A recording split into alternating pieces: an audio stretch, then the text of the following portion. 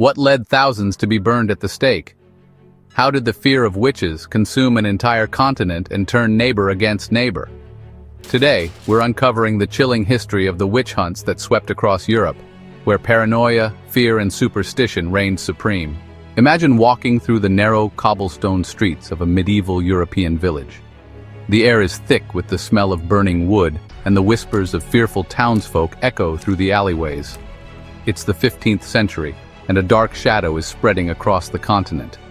People are terrified, not of war or famine, but of something far more insidious: witches. But how did it all begin? What caused this sudden wave of fear that led to thousands of innocent people being accused, tortured, and burned alive? It all started with a single, powerful spark, a belief that witches were consorting with the devil to bring ruin to Christian society.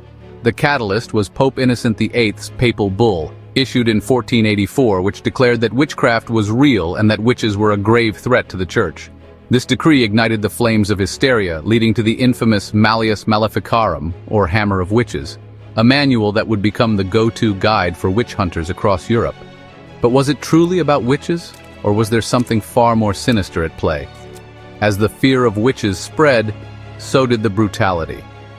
Across Germany, France, and England, thousands of people, mostly women, were accused of practicing dark magic.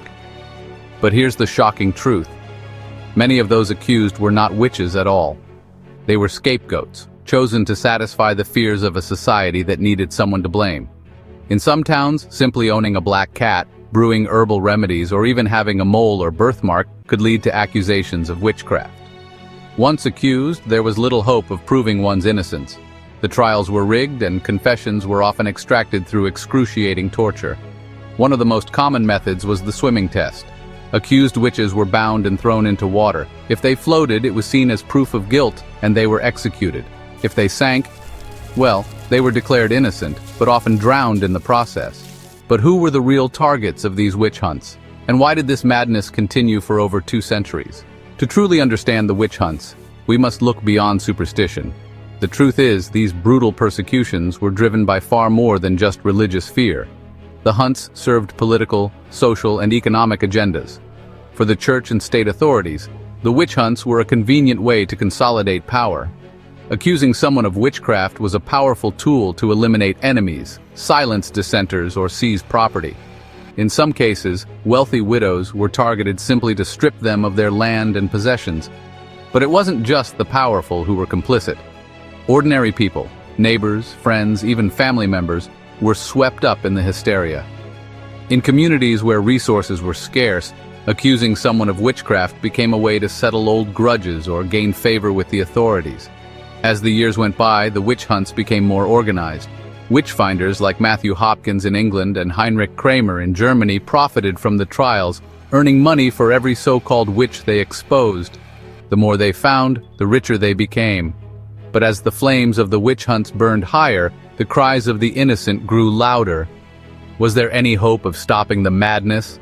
Let's pause for a moment to consider the victims. The vast majority were women, many of them elderly, poor, or socially marginalized.